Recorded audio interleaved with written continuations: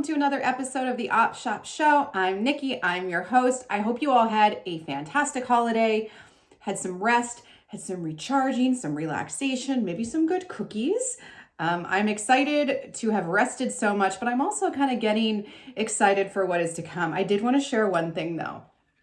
This was a gift I got. If you don't know this about me, I like Lego. I just like, there's something so soothing about like sitting with the instruction manual and just building it. So this is from my brother and my sister-in-law. It's an orchid because I kill plants. Y'all, I am really not good at keeping green things alive. So this way I don't have to. So this lives behind me with also my Lego pirate ship that's back there. So if you're ever on a Zoom call with me, please feel free to admire my Lego. All the Lego talk aside though, what I want to talk today about is pricing and packages and how can virtual assistants, online business managers, project managers, and other digital support workers, how should we be pricing our offers? How should we be structuring things?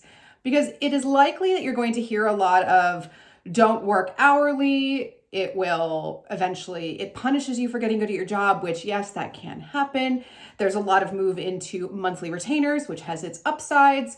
So what I want to do in this video is break down what I see as the 3 different ways to price or structure your offers, and then talk a little bit about what are the pros and cons of each, when is a good time to use what, so that you can take that information into the new year with some extra resources or ideas on how you might potentially work with your clients this year. Okay, so the 3 different ways of pricing that I've identified are hourly, retainer, and then package or project. So let's talk about hourly first. This is probably one of the most common ways to price your offers, especially when you're starting out, because it is a structure we're used to. If you worked at a fast food place as a kid, it is likely you worked for an hourly wage. So hourlies are typically used to track tasks or completion of items from a specific list or a specific menu of services. They are a fixed price, and you as the service provider are expected to track your time. You invoice the client pays you for that. So oftentimes you are paid after you've completed the work, much like a part-time job at a fast food restaurant. So the benefits to pricing something hourly is that you know you're getting paid for the work that you put in because you are submitting a log and saying, I worked 10 hours, pay me for 10 hours. Hourly packages are great to use with clients who are unsure of what they need and how they want to work. And it's also great if you're just starting out or you're taking on a new skill set and you're not sure yet how long something is going to take you and how much learning and onboarding you're going to have to do. So this gives you a little bit of safety to, again, know that you're going to get time for the time and energy you put into things. What to be wary of with hourly structures is that as you get better and faster at your job, it's going to take you less time to do something. So you're going to make less money for doing the work better. So when that happens, you either need to up your hourly rate to compensate for that change in speed and experience, or switch to packages and retainers, which I'll talk about after. The other thing to be careful of with hourly is that you do the work and then you either don't get paid for it or it's late to getting paid. So you might have terms with your client that say, I get paid within 7 days of submitting an invoice, but what happens if that turns into 30 days, 60 days, 90 days? I've been involved with corporations that paid their vendors 360 days after they submitted their invoice. So it's nuts. So just something to be aware of when planning your cash flow. The other thing to be aware of with hourly priced work is it can mean a big fluctuation in hours. So some weeks a client might only need you for 2 hours of work and other weeks they might want 10 hours. So one, that can create a little bit of unpredictability with your cash flow because if the hours are changing, but it also gets a little bit more challenging to plan out your week and your workflow because you could have your to-do list and all of a sudden a client turns around and says, I need 10 hours from you this week. And you're like, oh no, that's going to be a problem. So that is option 1, hourly. Option number 2 for pricing and structuring your offers is retainers. So these are similar to hourly in many ways, but essentially a retainer is a bucket of hours or a pre-committed amount of hours that a client is using. Usually it's by month, and they are billed prior to the work starting And typically they are paid in full or paid 50-50. So example, you might have a client and you say, I'm going to give you a 20-hour per month retainer, and they pay in advance for all those 20 hours, or maybe you split them into 2 payments in weeks 1 and 3 of the month. But essentially you are compensated prior to work starting. Retainers typically, those hours can be used towards anything from a specific scope or specific list. You still have to track your time.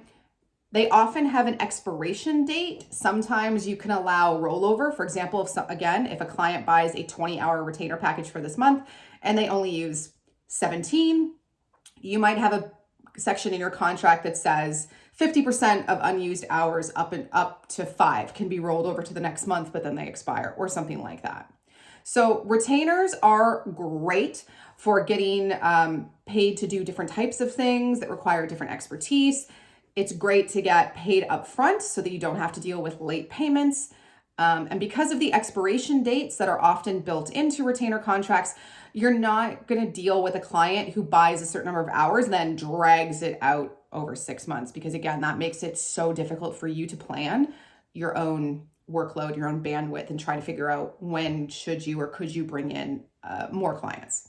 So retainers are great for clients who are looking for a very specific work in parts of their business.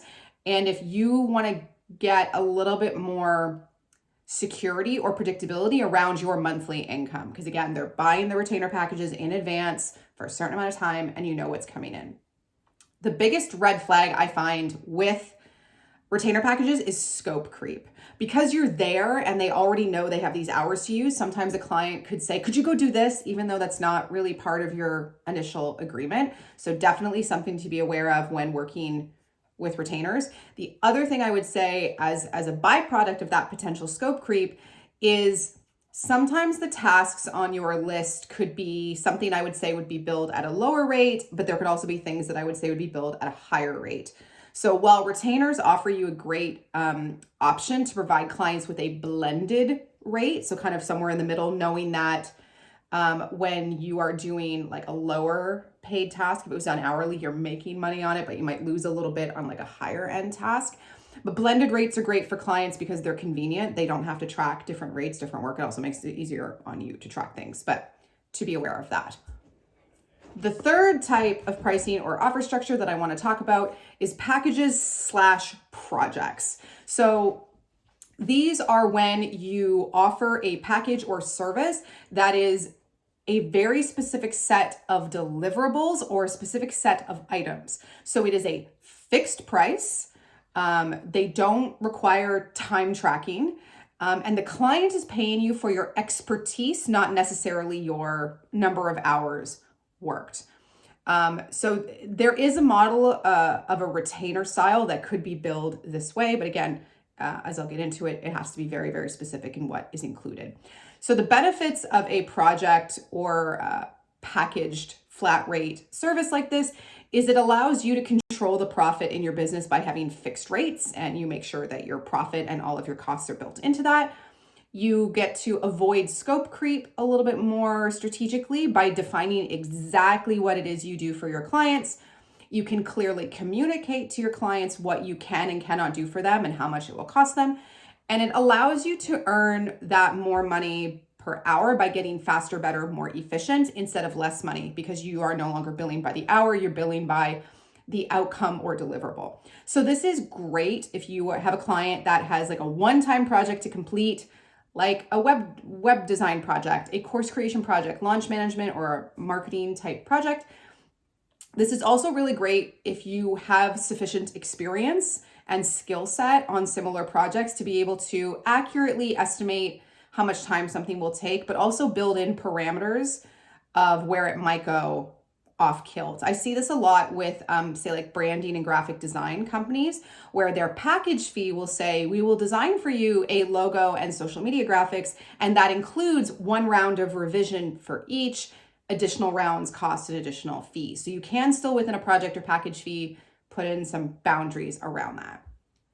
Now, the challenge with package or project-based pricing is you might not allocate enough time for you to actually do the work. So if, for example, I think when I'm pricing out a package, I think that will take 10 hours of my time, and then a bunch of stuff happens and it actually ends up taking 18 to 20. I can essentially lose money in that if I haven't really thought about what is my buffer area or what are my profit margins on something. It can also be problematic if you haven't gotten super clear in the list of deliverables or outcomes that you'll complete, because a client could turn around and say, well, that wasn't clear. I thought I was also getting this. And then you either have to work with the client to kind of get back into agreement on what should be done, or you end up doing more work that, again, you hadn't quite priced out for. So all this to say is all these types of pricing and offer structures are valid and they are valuable. And I don't think it is correct to say that when you start out as a virtual assistant or online business manager or launch manager, whatever, you have to start out with hourly and then you have to move to retainers, packages, projects, whatever that is. I don't think that's accurate. What is important is to know when and how to use each of these types strategically. So here's my example. I've been doing this type of work 12 to 15 years.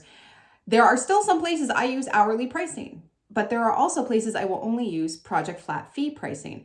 And oftentimes I will do a combination of both. Let me give you an example. I was recently working with a client that we were developing an overall offer strategy for her that included what are the offers, how are they delivered, what technology are we using, but also how are people getting funneled into it? What is our attraction strategy? So my proposal to her was, first off, it is a flat rate fee for my strategic session where you and I will collaborate and create the plan and, come up with what is our game plan. And you'll end up with a deliverable that is essentially the entire map of that system from A to Z. Then if you want, you can go take that and go work with someone else to actually build it, but you'll have the strategy done. It's a flat rate fee.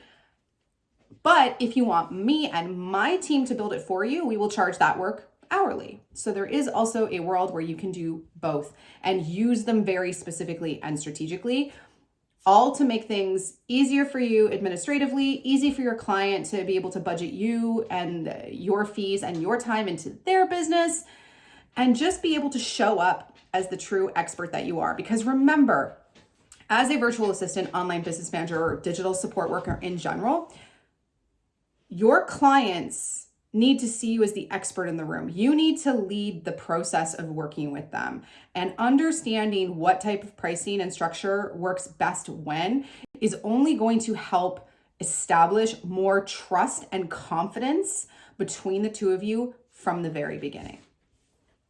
So that's it. My longest video so far today, talking all about pricing. I would love to know if you have any questions, comments, concerns, funny stories. Drop them in the comments below.